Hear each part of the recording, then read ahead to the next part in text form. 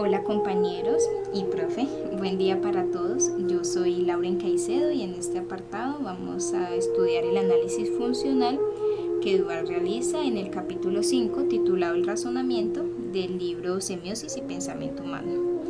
Iniciaré contextualizándolos un poco sobre el porqué de este análisis. Y es que hasta el momento todos los estudios o investigaciones que se han realizado sobre el funcionamiento del razonamiento y los procesos de su aprendizaje, esta cuestión del funcionamiento cognitivo, Duval se percata que en la mayoría está como la ausencia o hace falta esa reflexión teórica sobre lo que es el razonamiento. Pues se ha pensado que por practicar las matemáticas, saber de un lenguaje formal y de la lógica y así, se resuelve esta cuestión y no es así. Razonar es un acto muy complejo que vamos a ir viéndolo, que para iniciar a estudiarlo, pues Duval va a abarcar dos preguntas teóricas que considera esenciales para afrontar un estudio psicológico sobre cómo funciona el razonamiento y pues cómo se aprende. La primera pregunta que vamos a ver hace referencia a qué es lo que permite decir que se trata de un razonamiento. Digamos, vemos un discurso o un enunciado. ¿Cómo hacemos para distinguir que ese enunciado efectivamente es un razonamiento y no, por ejemplo, una descripción, un relato o una explicación? ¿Cómo hacer para distinguirlo? Bueno, estas preguntas tienen que ver con la naturaleza del razonamiento. Y esta naturaleza no está dada por criterios de cognitivos o de pasos de razonamiento como se ha creído. Por ejemplo, vemos que un razonamiento que sea falso, pues es decir, que su valor lógico pues será falso, obvio. Aunque este razonamiento no esté como, digámoslo así, en la condición de probar, por eso pues no pasa a ser una descripción, una explicación, un relato o algo así, no. Él sigue teniendo la misma estructura de un razonamiento y no de otra forma de expansión discursiva como el relato o la explicación. Por el lado de los conectivos, pues ya hemos visto en otros capítulos que estos no son como esenciales, por decirlo así, y no juegan el mismo papel en todos los razonamientos. Por ejemplo, existen razonamientos que no emplean conectivos y otros como las inferencias semánticas que sí, y de hecho ahí sí el empleo de conectivos se vuelve una cuestión fundamental. Si no está entonces en criterios de conectivo ni de pasos de razonamiento, surge entonces la inquietud de cómo afrontar esta pregunta teórica sobre la naturaleza pues, del razonamiento. Pues se considera que la respuesta se encuentra en un análisis funcional. Un análisis funcional de la forma de expansión discursiva común a distintos razonamientos, sean válidos o no, sean neutros. Aquí es importante que tengamos en cuenta que las proposiciones van a ser enunciadas dentro de un recorrido discursivo. Y esto quiere decir o implica dos cosas que vamos a ver. Entonces, el hecho de que las proposiciones sean enunciadas dentro de un recorrido discursivo implica, por un lado, que las proposiciones van a ser consideradas como unidades apofánticas. Y esto quiere decir que su sentido va a estar dado por lo que no varía en sus múltiples formas, esto es, el contenido. Además, este contenido va a tomar diferentes valores según el universo o dimensión en la que esté, que recordemos son tres. Entonces, si este contenido está en un universo cognitivo, va a tomar o se le va a referir un valor epistémico. Si está en un universo representacional, un valor lógico. Si está en un universo relacional, un valor social. Listo. Por otro lado, la segunda implicación, podríamos decirlo, es que la proposición no se puede separar de su contexto de enunciación. Este contexto va a estar dado o conformado por los pasos de un razonamiento local y no por la situación del locutor. Aquí es importante tener en cuenta que este contexto de los pasos de razonamiento es lo que le confiere o le da a la proposición un estatus o un lugar en la organización discursiva del razonamiento. Así pues, vemos que es necesario hacer la clara distinción y discriminación entre el valor epistémico y el valor de verdad de una proposición, y pues la que hay entre estos dos tipos de contexto de enunciación, uno teórico y el otro ligado a la producción de un paso de razonamiento. Esto lo vamos a ir viendo detalladamente casi que enseguida. Estas dos distinciones son claves para un análisis funcional. Por ende, entonces, en el marco de la enseñanza, diremos que los estudiantes se deben percatar de los diferentes componentes del sentido de las proposiciones, y esta multidimensionalidad está conectada estrechamente con las diferentes maneras de organizar las proposiciones en un discurso, que puede ser una argumentación ordinaria, una prueba, un razonamiento formal, aunque la reacción sea algunas veces similar. Por eso se requiere como una suerte de doble conciencia, se le podría decir, que haga posible que los estudiantes comprendan cómo funciona en realidad el razonamiento y se convenzca verdaderamente con ellos. Listo, bien. Entonces, si queremos abordar la naturaleza del razonamiento, podríamos iniciar distinguiéndolo o reconociéndolo. ¿Qué permite entonces distinguir un razonamiento? Bueno, existen estas dos características que vamos a ver. La primera se trata de que debe estar orientada hacia un enunciado objeto, es decir, hacia una proposición que se quiere justificar. Y la segunda se trata de que debe estar centrado en el valor lógico o epistémico de esta proposición y no es un contenido. En general, estas dos características son útiles para afirmar que se está ante un razonamiento y no un relato o descripción. Pues en efecto, por ejemplo, las formas del relato y la descripción no tienen un enunciado objeto, como si le sucede al razonamiento, sino que ellas tienen un tema recurrente pues que van desarrollando. Pero estas dos características, ¿será que nos permiten algo? Permiten distinguirlo de las otras formas, pero no nos permiten algo esencial que buscamos en este análisis, que es definirlo. Pues ellas dejan en la sombra lo que constituye el funcionamiento cognitivo y no permiten responder a dos preguntas esenciales. La primera, ¿cómo es que un razonamiento puede probar la verdad de una proposición y provocar la convicción? Y la segunda trata de cómo puede descubrirse la diferencia intrínseca entre un razonamiento válido y otro no válido, y cómo puede tener eso efecto sobre la convicción. Bueno, pues para responder a estas preguntas,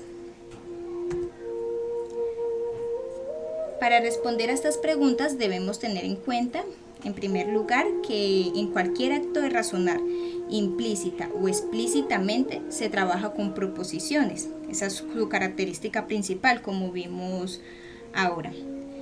Así que pues para estudiarla es necesario volver a las unidades discursivas que todo razonamiento combina, pues que son estas proposiciones. Vamos a analizar entonces lo que constituye el sentido de las proposiciones, que es diferente al sentido de un término o de una expresión pues distinta. Como dije anteriormente, este sentido va a estar determinado no solo por su contenido semántico, que no va a variar, sino también por los diferentes valores que se le va a dar según el universo en el que esté, como había dicho ahora. Estos componentes van a ser los que le van a conferir como el sentido a esa proposición.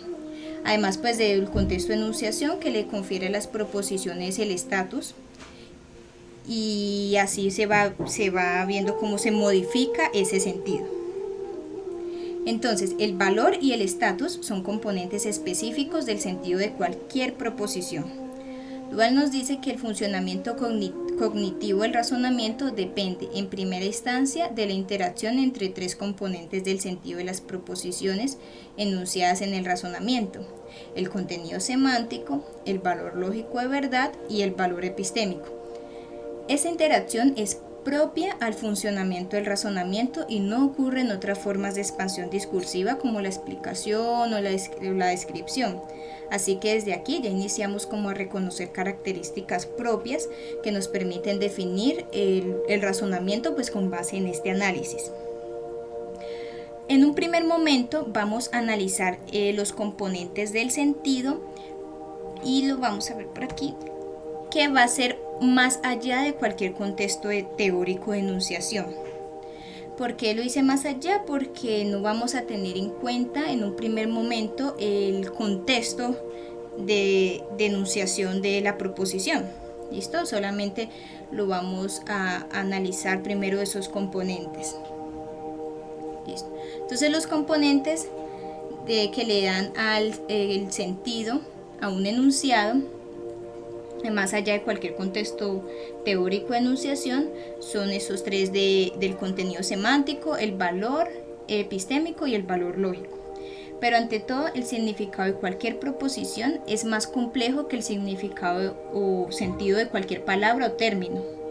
El sentido de una proposición está determinado con respecto a estas varias dimensiones, por eso es complejo. Una dimensión semántica a través de su contenido, una dimensión de conocimiento a través de su valor epistémico y una dimensión lógica a través de su valor de verdad. Esta es la representación que Duval nos brinda pues en el apartado, y pues con base en esta vamos a ir analizando cada uno de estos, que recordemos no están enunciadas en un contexto teórico, eso es importante. Entonces tenemos esta proposición enunciada y vemos que su primer componente es el contenido semántico. Él no se detiene mucho en este apartado, es más, ni siquiera lo define, pero recapitulando sobre otros capítulos que ya nos había hablado sobre él, pues voy a dar unas características, ¿no? Entonces, el contenido de una unidad apofántica, o sea, pues esta proposición, corresponde a los diferentes aspectos bajo los cuales puede ser identificada. La materialidad de los signos que permiten distinguirla de otra y por tanto repetirla, la significación de sus expresiones referenciales y predicativas, así como las asociaciones permitidas por la red semántica de la cual provienen, o su eventual valor lógico de verdad. El valor epistémico semántico tiene que ver con el grado de fiabilidad que posee lo que se enuncia en una proposición. El valor epistémico está conectado estrechamente a la manera en que alguien comprende el contenido de una proposición. Puede ser que una persona lea el contenido de una proposición y pues de una piense que lo que se dice ahí o lo que interpretó de ahí es muy probable, evidente o absurdo. Ese valor que el sujeto le da a la proposición va a depender de la base de conocimientos pues de ese sujeto. Es por esto que una misma proposición no necesariamente tiene el mismo valor epistémico para dos personas distintas. Así, cuando un enunciado se comprende, lo es como el enunciado de un hecho establecido o como una simple hipótesis, pues dependiendo de la base de conocimientos del sujeto. Por ejemplo, la manera de comprender de un sujeto que, llamémoslo así, matemático, puede ser teórica, es decir, tiene un trasfondo de definiciones, teoremas, una práctica deductiva. Si el sujeto es un matemático experto, entonces va a tener esa manera de comprender como teórica, ¿no? O puede ser solamente semántica, es decir, que va a reflejar una comprensión del lenguaje ordinario, esto si el sujeto es un aprendiz. Entonces vamos viendo cómo ese valor epistémico va a depender también de los conocimientos de quien lo interpreta. Pero bueno, aún así, haya o no variedad, el sentido que una proposición tiene para quien la comprende incluye necesariamente un valor epistémico. Aquí me refiero a los dos tipos de valores epistémicos que no hemos visto, pero de todas maneras ya se va a ir detallando. Por un lado tenemos el valor epistémico semántico, que es este que estamos tratando, pero ya vamos a ver que también está otro valor epistémico que es el teórico. Entonces, sea la proposición que sea, cuando un sujeto la comprende, cuando comprende el sentido de esa proposición, incluye necesariamente ese valor epistémico, sea semántico o teórico. Igualmente lo vamos a ir viendo en detalle. Pues ejemplos términos de valor epistémico son el evidente, absurdo, verosímil. Bueno. También está un valor, el tercer componente es un valor de verdad. El valor lógico de verdad alude al hecho de que la proposición sea verdadera o falsa. Aunque aquí vamos a tener en cuenta un tercer valor, que sería el indeterminado. Pues existen muchas proposiciones de las que no se puede determinar el valor verdadero o falso, aunque estas puedan parecer evidentes o no. Así que pues como en el caso de la lógica trivalente, vamos a tener en cuenta este tercer valor, que es el indeterminado. A diferencia del valor epistémico, el valor lógico de una proposición no depende solo de la comprensión de su contenido. Este estaba ligado estrechamente a lo que yo interpretaba el contenido. Este valor de verdad no. Este valor resulta de procedimientos específicos de verificación o de prueba. Pues en la historia, lo clásico, se han considerado dos tipos de procedimientos. Por un lado, el relativo a la percepción. El contenido de las proposiciones puede ser representado mediante dibujos, esquemas, gráficos, así. Así el acceso a él, pues a la representación, puede ser por un registro distinto o que va más allá de la lengua. Este acceso puede ser inmediato o no, puede ser por medio de instrumentos, puede ser directo, sometido a procedimientos experimentales, bueno, entre otros. Pero así en grueso, este primer procedimiento hace referencia a la percepción. El segundo ya es relativo al razonamiento, en el sentido en el que la proposición puede estar situada deductivamente en una serie de otras proposiciones que ya cuentan pues con un valor de verdad. Entonces esa es la diferencia de este valor de verdad a este valor epistémico. Bueno, ahora bien, el valor epistémico y el valor lógico de verdad, como son componentes que le confieren a la proposición un sentido, pues deben poder explicitarse de la misma manera que el contenido lo hace. Y recordemos que una lengua permite explicitar en el enunciado mismo la manera como el locutor emplea la lengua para decir lo que quiere decir. De esto lo estudiamos un poco en el capítulo, por allá creo que 2, en el que hablábamos de las funciones discursivas de cada lengua. Bueno, esta explicitación del valor se hace, vamos a ver cómo se hace, digamos, el valor epistémico en primera instancia. Vamos a ver que para explicitar el valor epistémico nos valemos de un engarce o articulación con aquellas proposiciones que en su tiempo Russell y Carnap llamaron actitudes proposicionales, a través del recurso a las construcciones que se llaman proposiciones completivas. Por ejemplo, el yo creo que o estoy seguro que, y bueno, así. Es decir, que una misma proposición, llamémoslo P, puede ser articulada en expresiones de actitud proposicional diferentes según el estado de conocimientos previos del sujeto. La explicitación del valor epistémico traduce el valor epistémico que está vinculado a la comprensión del enunciado por parte de quien lo explicita. La explicitación por su parte del valor lógico también pues puede hacerse a través de una expresión de actitud proposicional, solo que en términos como de verdad, ¿no? Por ejemplo, es cierto que, o aún no se ha demostrado que, o es falso que, y así.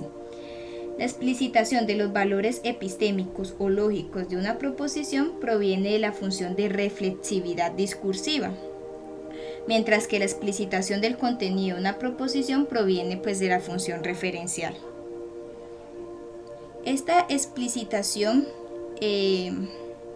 de los valores es importante porque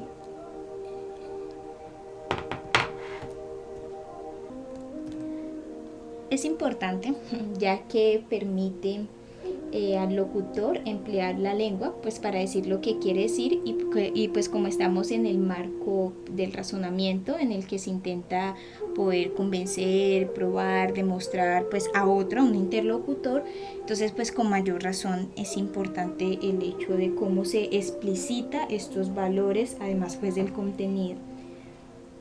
Algo muy frecuente es que el valor epistémico de una proposición no se explicite, y pues al quedar implícito, obvio, Lo que pasa es que esto se debe a la comprensión de la proposición, que implica la determinación del valor epistémico de una proposición. Bueno, para que ese valor se explicite, es necesario que haya un conflicto cognitivo potencial. Y tal conflicto no surge solo en presencia de una contradicción lógica entre dos proposiciones, sino también en la presencia de una escogencia de los valores epistémicos distintos para una misma proposición. Entonces, por tanto, a través de este recorrido que hicimos de los componentes del sentido de un enunciado, hemos visto que la distinción entre valor epistémico y valor de verdad es importante y muy importante. Es necesario separar claramente lo que cada valor representa, pues ambos no proceden exactamente de los mismos procesos de determinación. Como dije, el valor epistémico semántico procede de la comprensión del contenido.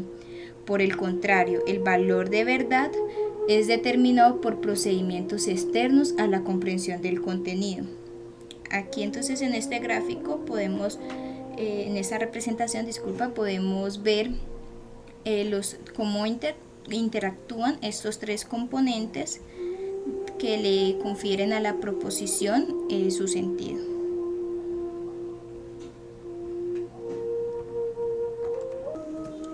Ahora, si observamos en esta representación estos valores del epistémico semántico, podemos ver que existen muchos valores posibles para asociarlos pues con estos tres que tenemos del valor de verdad, ¿no es cierto? Además, pues estos valores suelen ser confundidos a veces en forma de anónimos y se vuelven como así inseparables. Por ejemplo, eso es evidente, así que pues es verdadero porque lo estoy viendo, no es absurdo, así que pues es falso. Se tiende a volverlos así como inseparables, como si fueran anónimos, y pues ahí es cuando se ve que es una manifestación de que no se ha hecho la distinción y no se tiene claro la distinción entre estos dos valores.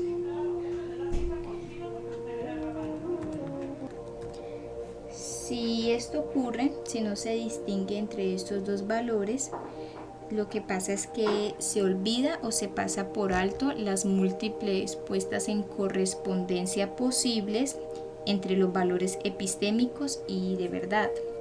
Y por eso es muy importante que se discriminen por separado, como ya lo había dicho, porque la correspondencia va a cambiar según las disciplinas de conocimiento. Por ejemplo, en botánica, historia y así, el valor lógico verdadero puede estar conectado con diferentes valores epistémicos en relación con los datos provenientes de la percepción o de algunos dispositivos técnicos o de testimonios. Es decir, que por lo general el valor de verdad se va a asociar al valor epistémico de evidente. Y así los dos valores en estas disciplinas sí serían como inseparables, aunque no son los mismos, pero sí de una se asocian como automáticamente. Esto ocurre mucho en las disciplinas en las que los enunciados de constatación juegan un papel importante, pero en matemáticas no ocurre lo mismo. Al excluir, por decirlo así, los procedimientos de percepción en los procesos de prueba y demostración, el único vínculo o correspondencia que es posible es el que hay entre este valor epistémico de necesario, ¿no es cierto? Este es el único en la disciplina de matemáticas que se va a tener en cuenta y que se va a asociar con el valor lógico de verdad, pues necesario es el valor epistémico propio a la derivabilidad deductiva de una proposición en relación con otras. Entonces en matemáticas solo se tendrá como en cuenta en los valores epistémicos este de necesario que se le va a asociar o se va a relacionar al de verdadero. Si no se discrimina y se distingue cada uno de los dos valores, no podremos abordar una pregunta clave para analizar la interacción entre esos dos valores. La pregunta hace referencia a si el valor epistémico se deriva del o determina el valor de verdad o por el contrario cada uno se determina de manera independiente o como que quién depende de quién, ¿no? Esta pregunta es esencial para saber a través de qué procesos la discriminación de la validez de un razonamiento conduce a la convicción, cualquiera que sea el valor epistémico que se haya fijado con anterioridad a la conclusión de ese razonamiento. Pero bueno, antes de analizar esta pregunta, veamos primero los componentes del sentido de una proposición, pero ya en un contexto de enunciación, en un contexto teórico. Y después ahí sí vamos porque de aquí van a salir elementos que nos permitirán dar respuesta a la siguiente pregunta. Listo.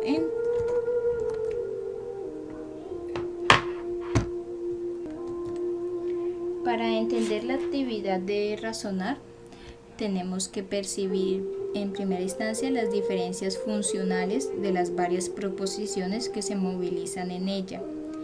No hay razonamiento sin una organización discursiva regulada por diferencias funcionales entre las proposiciones que lo constituyen.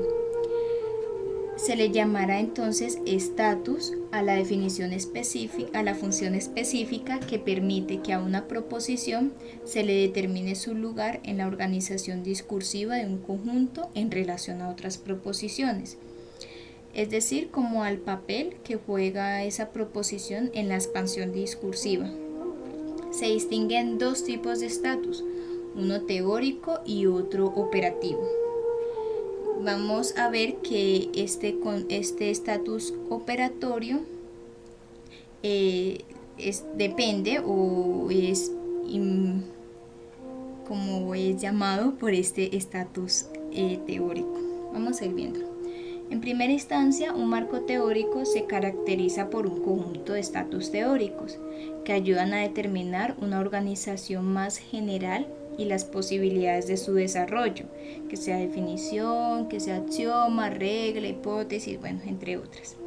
Entonces podríamos decir que el marco teórico constituye como la reserva de medios de la cual se puede sacar a todo aquello de lo cual se necesita para demostrar. Con este concepto, esta definición ya estamos familiarizados, sobre todo por los trabajos, ¿no? Cuando se enuncia cualquier proposición en un marco teórico, queda ligada inmediatamente a alguno de estos estatus. Así, el estatus teórico va a hacer referencia a un nivel como más alto de organización, como les decía ahora general, como una conexión axiomática de pruebas locales. Entonces podríamos ver este estatus como un contexto global. Un paso de razonamiento se va a caracterizar por un conjunto de estatus operatorios que determinan su organización interna y las posibilidades de su funcionamiento. Este estatus operatorio, en contraste con el anterior, hace referencia a un nivel de prueba local, es decir, como un contexto local que es la organización propia al discurso que se produce. Es necesario aclarar que, aunque a veces pasa en silencio el estatus de los terceros enunciados, ello no puede ser así, pues la organización de un paso de razonamiento deductivo, sobre todo efectuado en un marco teórico, requiere sí o sí el pasaje de las premisas a la conclusión a través de un tercer enunciado. Por ende, las proposiciones solo pueden movilizarse a condición de tener uno de estos tres estatus operatorios, sea premisa, sea tercer enunciado o sea conclusión, pero siempre cuando están en un marco teórico, claro, siempre va a tomar uno de estos tres. Estos dos niveles de contexto, local y global, son componentes del sentido de las proposiciones enunciadas, esenciales no solo en el razonamiento deductivo, sino también en muchas otras formas de discurso por fuera de las matemáticas. O sea, también en esos otros tipos de razonamiento como la argumentación y que vamos a ver ahora en detalle en el análisis estructural. Entonces, estos componentes del sentido, también este estatus teórico, este estatus operatorio, va a modificar el sentido de la proposición, pues cuando ésta se encuentra en un contexto teórico, en contraste, por ejemplo, con el que veíamos en el que no estaba en un contexto teórico. Entonces, por ello se lo clasifica como la modificación, ¿no? Entonces, una vez que ya hemos aclarado como los pasos y los componentes necesarios a abordar en este análisis y las distinciones esenciales, llegamos al primer punto clave del análisis del funcionamiento cognitivo. Y es que el estatus teórico de una proposición determina su estatus operatorio posible para un paso de razonamiento e induce un valor epistémico propio e independiente del valor inducido por la comprensión del contenido de la proposición. Es decir, cuando una proposición es enunciada en un marco teórico, introduce un estatus, cuando está en un marco teórico, introduce un estatus operatorio, ¿cierto? Como lo veíamos. Que a su vez esto le va a conferir o le va a dar a la proposición un valor epistémico teórico, el cual va como a suplantar o a inhibir el valor epistémico semántico, que era el que tenía que ver con el contenido. Entonces, como decía al inicio, existen estos dos valores epistémicos, semántico, otro teórico. Y cuando se presenta el valor epistémico teórico, cuando está en un contexto teórico de enunciación, lo que pasa es que va como a inhibir, o va a inhibir el otro valor epistémico semántico que tenía que ver como tal con el contenido. Este aspecto es clave para este análisis. Así pues, el sentido de la proposición va a depender del contexto de la enunciación, sea teórico o no. Y aquí llegamos a otro punto clave, pero sí en el marco de la enseñanza. Pues la reflexión anterior nos permite señalar una dificultad secreta e inasequible a la cual se enfrentan los estudiantes cuando se trata de hacer un razonamiento en matemáticas, y en particular pues en geometría, que es donde más se ven. Y es que para comprender un razonamiento válido o una demostración debemos haber tomado conciencia de la existencia de los dos valores epistémicos, sobre todo el valor epistémico teórico, que es el que predomina o es el que está pues sobre todo en los razonamientos de tipo deductivo, porque pues vamos a ver que los razonamientos deductivos pues tienen un marco teórico y pues por ende también se le va a dar ese valor epistémico teórico. Entonces, este valor epistémico teórico a veces es confundido, digámoslo así, por los estudiantes, y se tiende a priorizar el valor epistémico semántico. Pues para los estudiantes solo hay un valor epistémico, que es el inducido por la comprensión que hacen del contenido, es decir, el valor epistémico semántico. Este valor toma aún más fuerza cuando se relaciona con la evidencia perceptiva, sobre todo de las figuras. Así ellos asocian el valor epistémico semántico evidente con el valor lógico de verdad, como había dicho anteriormente, y esto no permiten que avancen en la comprensión del funcionamiento de un razonamiento, en particular pues del deductivo, y por ende pues no se avanza su aprendizaje. Por tanto, para que pasen de un modo de aprehensión a otro, es necesario que los alumnos perciban, que tomen conciencia del funcionamiento de un paso de razonamiento en la totalidad de sus aspectos, que hagan las distinciones, como había hecho, entre esos dos valores y entre los dos contextos, y pues tomen conciencia de ello. Listo, esto es lo que pasa con el sentido de una proposición cuando es enunciada en un contexto teórico, ¿no? Ahora volvamos a la pregunta pues que habíamos dejado abierta anteriormente, que nos decía si el valor epistémico se deriva o es el que determina el valor de verdad, o si cada uno se determina de manera independiente, como quién depende de quién. Recordemos que esta pregunta es esencial para saber a través de qué procesos la discriminación de la validez de un razonamiento conduce a la convicción, cualquiera que sea el valor epistémico que haya sido fijado con anterioridad a la conclusión de ese razonamiento. Hasta el momento, el análisis que hemos venido desarrollando nos permite hacer las siguientes constataciones o aseveraciones. En primer lugar, que el valor epistémico y el valor de verdad de una proposición son dos valores distintos, aunque con frecuencia sean psicológicamente indisociables o confundidos. En segundo lugar, pues que en un contexto teórico el valor epistémico depende del estatus de las proposiciones y no de la comprensión de su contenido. Es decir, que el valor epistémico teórico va a inhibir el valor epistémico semántico cuando esta proposición se encuentra en un contexto teórico. Y tercero, que el estatus teórico determina el estatus operatorio de las proposiciones y su valor epistémico teórico. Listo, hasta el momento, esto es lo que estas tres aseveraciones son las que hemos venido desarrollando pues a través de este análisis y son las que nos van a permitir dar respuesta a la pregunta. Estos tres aspectos nos permiten abordar la pregunta inicial sobre el funcionamiento cognitivo del razonamiento, la cual la podemos abordar en la representación de la siguiente pregunta. ¿Cómo puede transformarse el sentido de una proposición, que llamémosla C, a través de un razonamiento válido para el sujeto que efectúa el razonamiento? O también, ¿cómo es que un razonamiento válido efectuado en un marco teórico puede simultáneamente demostrar una proposición y provocar la convicción del sujeto sobre su verdad? Bueno, para ello debemos distinguir tres fases en el proceso de esta transformación. Lo iremos analizando con el gráfico. Tenemos tres fases.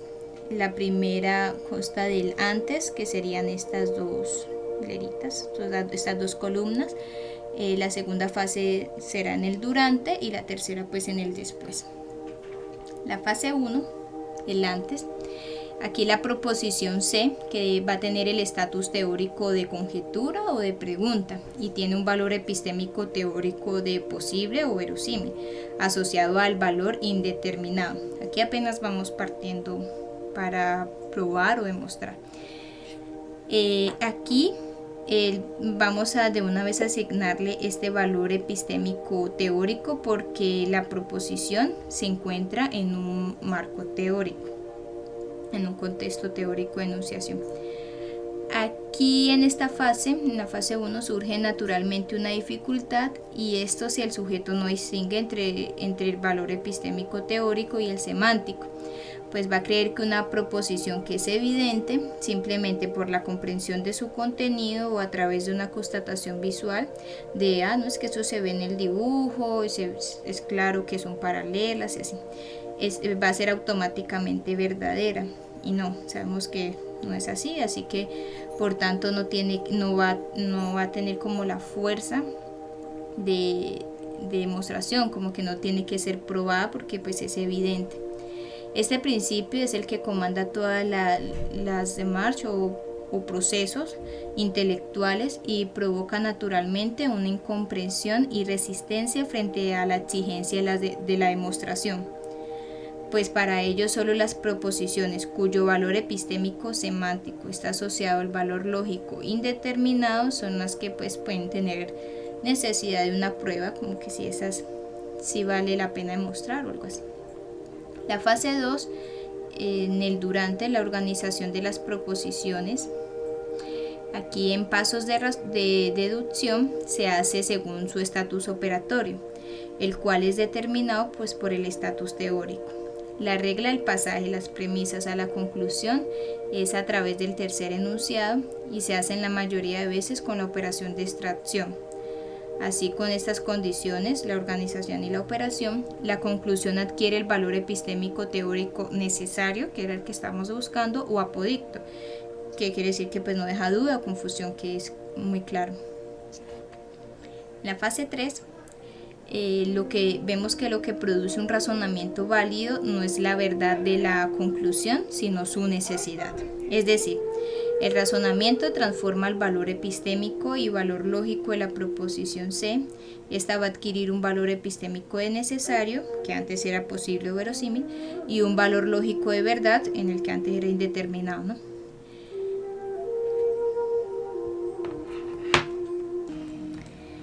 Ya con esto nos permite encontrar una ley más general a la pregunta y es que el razonamiento de un valor lógico de verdad va a depender del valor epistémico que le es reconocido y no a la inversa.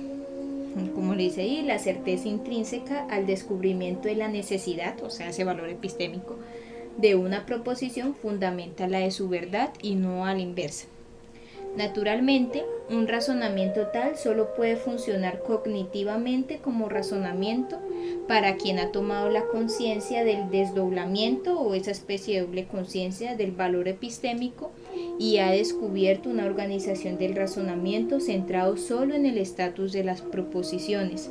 Así pues, se comprende la naturaleza y la importancia del salto que se debe efectuar para comprender el proceso, la demarche matemática y el papel central que en esta juega pues la demostración. Esto no es para nada obvio ni trivial, por supuesto, por ello requiere de situaciones específicas de aprendizaje. Listo, hemos llegado por fin al punto en el que iniciamos. Es que abordamos este análisis buscando esa definición funcional del razonamiento, ¿no? Bueno, a lo largo de este recorrido pudimos notar que existen los razonamientos que vinculan proposiciones en un contexto teórico y las proposiciones que no son enunciadas en un contexto teórico, como vimos en la primera representación y la segunda.